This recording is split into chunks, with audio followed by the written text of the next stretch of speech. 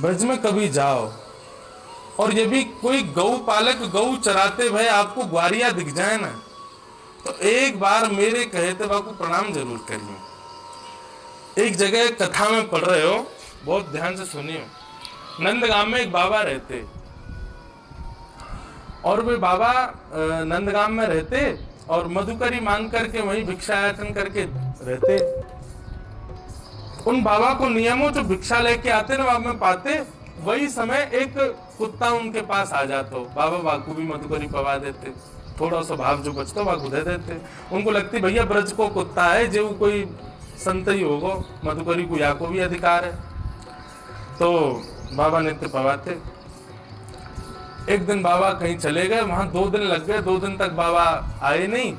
2 दिन बाद जब बाबा लौट करके आए तो रात में रोने की आवाज सुनाई दी। बाबा उठ करके बैठ गए, भैया कौन रो रहा है? कुटिया के बाहर झांक के देखा तो एक प्रेत था।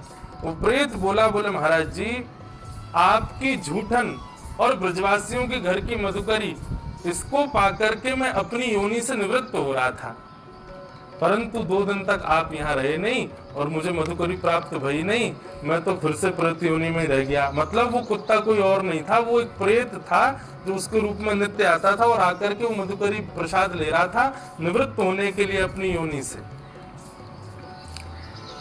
तो बाबा ने जैसे सुनी प्रेत, देखो वैष्णव का ऐसा लक्षण होता है, जैसे सुना कि प्रेत है,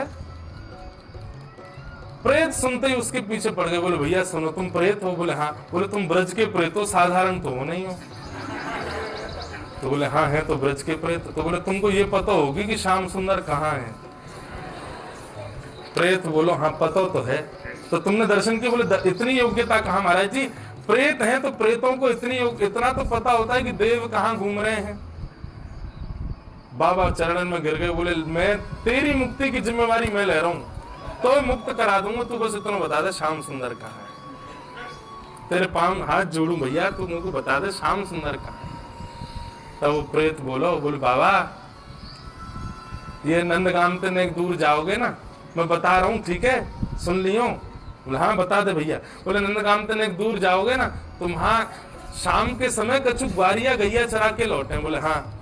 तो बोले उन ग्वारियान के झुंड में एक नेक 100 बालक और चले पीछे पीछे। बोले हम भाई। तो बोले बाबा वही के पाम पकड़ लियो, वही ठाकुर जी हैं, वही ठाकुर जी। बाबा ने कही तेरी मुक्ति की जिम्मेवारी मैं ले रहा हूँ, तू यहीं डट जा, मैं अभी आऊं। और बाबा गए, शाम को समय भयो, महाराज झाड़ी में छुप के बैठ गए।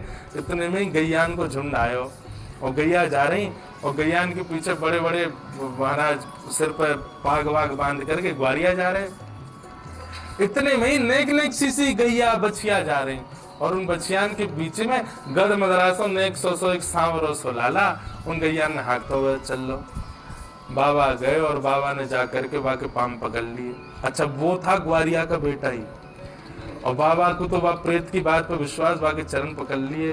बोले अरे ठाकुर जी मुंह पर कृपा करो, मुंह पर अनुग्रह करो, आज बड़ी मुश्किल से मुंह को मिले हो, अब ना छोड़ूंगा, अब तो वो बालक रोवे, अरे मैया तो मारेगी, बाबा कहा कर रो है? अरे मेरे पामन को छोड़। ना तुम ही ठाकुर जी हो, मुझको पूर्ण विश्वास है तुम ही ठाकुर जी हो, तुम ही मेरा जीवन उद्धार करोगे, तुम ही मेरे लाला हो, तुम्हारे चरणन में प्रणाम करूं। देख बाबा तो को रोटी चाहिए रोटी ले जा, मधुकरी चाहिए मधुकरी ले जा, छाछ चाहिए छाछ ले जा, मेरे पामन ने छोड़, मेरी मैया बात नहीं आ रही घर पे, लेट जाऊंगा तो को भी मारेगी मुंह को भी मारेगी, चल जल्दी छोड़। बाबा बोले मैं नहीं छोड़ूंगा, एक बार मुंह को दर्शन करा दो, गोदी में बैठा के स्वयं छोड़ के आऊंगा, एक बार दर्शन तो दे दो।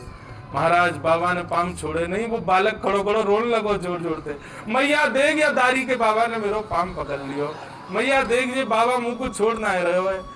बाबा इतने विश्वास से चरण पकड़ के बैठे रहे, रुदन क्रंदन करने लगे, बोले आज नहीं छोड़ूंगा, आप तो मेरे ठाकुर जी हो। आहा, नंद भवन में बैठे ठाकुर जी के नेत्र सजल हो गए और महाराज बा बालक के रूप में ही श्री श्याम सुंदर प्रकट है गए और प्रकट है के बाबा को दर्शन दे दिए।